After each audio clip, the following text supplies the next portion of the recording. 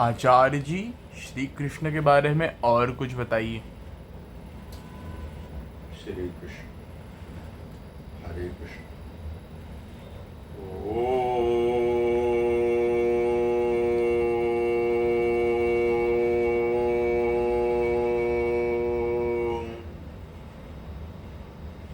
आपके अंदर बैठे परम ब्रह्म परमात्मा को प्रणाम, मेरा प्रणाम स्वीकार करें। हरे कृष्ण, हरे कृष्ण, हरे कृष्ण। बांके बिहारी रे, दूर करो दुख मेरो। बांके बिहारी रे, दूर करो दुख मेरो। मेरे गिरधारी रे, दूर करो दुख मेरो। बांके बिहारी रे, दूर करो दुख मेरो। मेरे गिरधारी रे, दूर करो दुख मेरो।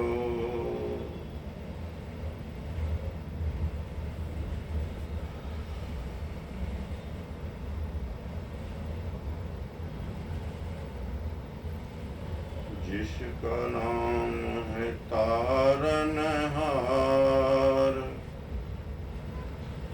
जिसका नाम है तारनहार।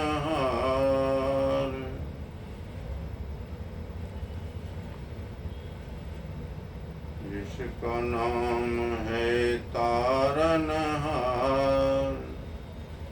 तू कब दर्शन देगा।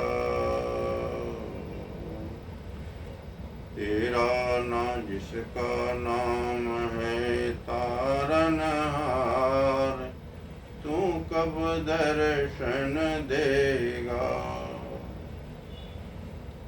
जिनकी रचना इतनी सुंदर, वो कितना सुंदर होगा।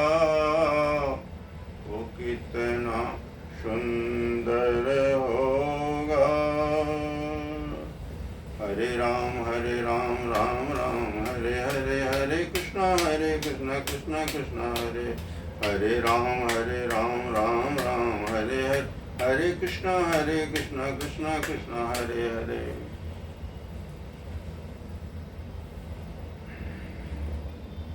कुरुवंश जो कौरव और पांडव के पूर्वज थे, उस वंश की विषय में बातें हो रही हैं।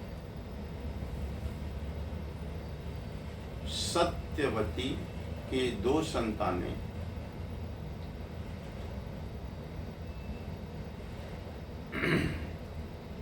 जो अब नहीं रही। अंबिका और अंबालिका विधवा हो गई। आगे का वंश कैसे चले, इस पर विचार विमर्श होना।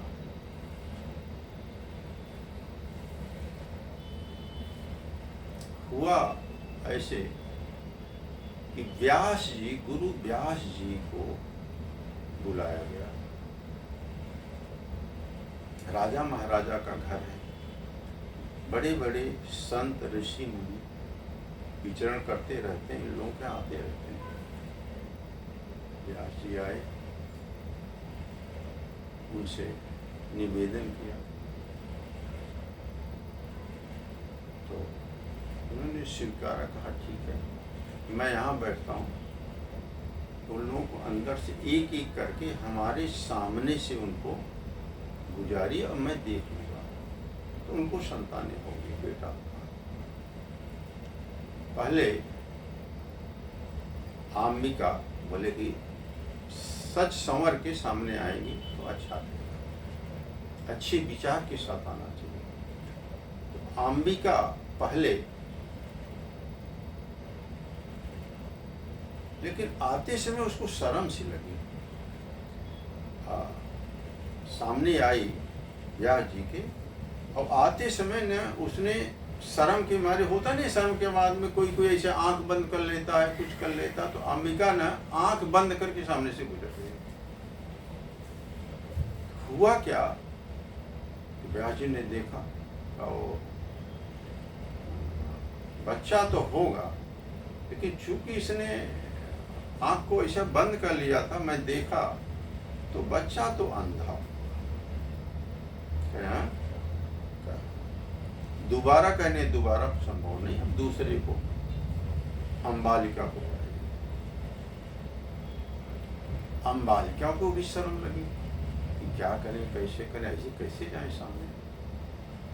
और पता था कि इस दृष्टि से वो देखेंगे। उसने क्या किया कि कुछ शरीर में ऐसा जैसे पाउडर या कुछ लेप टाइप ऐसा कुछ लगा के और सामने से गुजरी, तो देखा तो बाद में बताया व्यास जी को, वो भी पैदा तो होगा लेकिन रोगी होगा। अब बात ये हुई कि भाई कोई तो होना चाहिए जो स्वस्थ हो, सही हो, हर ढंग से, मन से, सोच विचार से, कर्म से, स्वास्थ्य से सब अच्छा हो। तो एक दासी थी, उन्होंने कहा चलो दासी को सामने से गुजारते हैं। तो दासियां तो अक्सर देखते होंगे ना कि किसी घर में जो सेविकाएं हैं दासी, उनको शर्म लिहाज तो कुछ नहीं, तो हंसते खेलते गुजरती मस्ती में, उनको क्या फर्क पड़ता है। तो जो दासी है सामने से गुजरी और बिना किसी शर्म के, मतलब खुश होके, खुशी में गुजरी। तो कहा हाँ इसको भी बच्चा। तो मैं आपको बताऊं, जो अंबिका से संतान हुई, जो आंख अपना बंद करके निकली हुई थी, उसको घृतराष्ट्र पैदा हुए।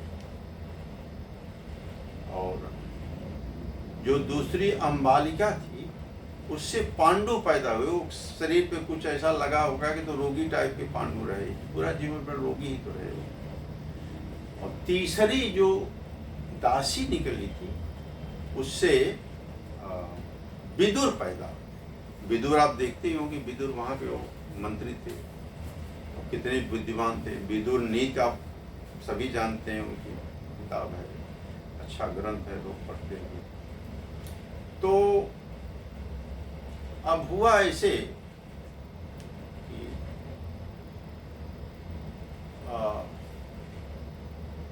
धृतराष्ट्र चूंकि अंधे थे, इसलिए पांडु को राजा बनाया गया। पांडु राजा हुए और ये जो तीसरे विदुर थे वहां के मंत्री बने। अब राजपाट चलने लगा। हुआ ऐसे कि ये मैं बता चुका हूँ कि ये जो राजा थे, ये जितने भी सम्राट थे, अपने विचरण करने जंगल में शिकार खेलने जाते थे या तपस्या करने जाते, काफ़ी समय तक बाहर रहते थे। उनको ऐसी व्यवस्था की जाती थी कोई उनको हानि न पहुंचा सके। तो पांडु किसी जंगल में भ्रमण कर रहे थे, विचरण कर रहे थे। तो पांडु की शादी, बताया ना कि पांडु की शादी हुई कुंती से, जो भगवान श्री कृष्ण के खानदान से थे। इसके पहले नाम प्रथा था, बाद में कुंती पड़ा। और घृतराष्ट्र की शादी गांधारी से हुई। तो घृतराष्ट्र अंधे थे, इसलिए उनको राजा नहीं बनाया गया, पांडु राजा बने। और पांडु की एक दूसरी भी पत्नी थी, माद्री। तो माद्री और कुंती उनकी पत्नियां। किसी समय की बात है, ग्रंथों में ऐसा बताया गया है कि पांडु जंगल में घूम रहे थे। एक कुंदन ऋषि थे, अपनी पत्नी के साथ में विहार कर रहे थे, संसर्ग कर रहे। लेकिन ऐसे साक्षात जो ऋषि मुनि थे, अगर मान लिया दिन का समय है या जंगल है, ओपन प्लेस है, तो अपना भेष बदल के करते थे, यौन बदल के करते थे। एक हिरण और हिरणी के रूप में वहां सभा कर रहे थे। इन्होंने देखा, पांडु ने 5 बार बाण मारा, वो हिरण हिरणी खत्म हो गए और कुंदन ऋषि के रूप में हुए तब खत्म। उन्होंने वहीं श्राप दिया, ए पांड, ए राजा, तुम कितना घमंडी हो, तुमको दिखाई नहीं पड़ता क्या किया तुमने?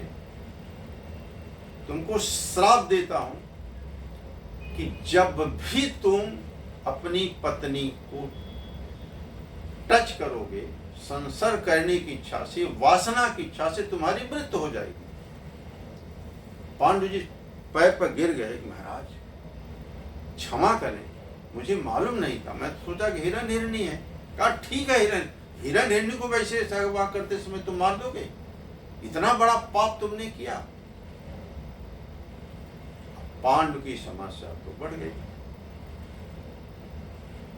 तो आगे की बात दूसरे वीडियो में करेंगे। अभी यहाँ इस वीडियो को विराम देता हूँ।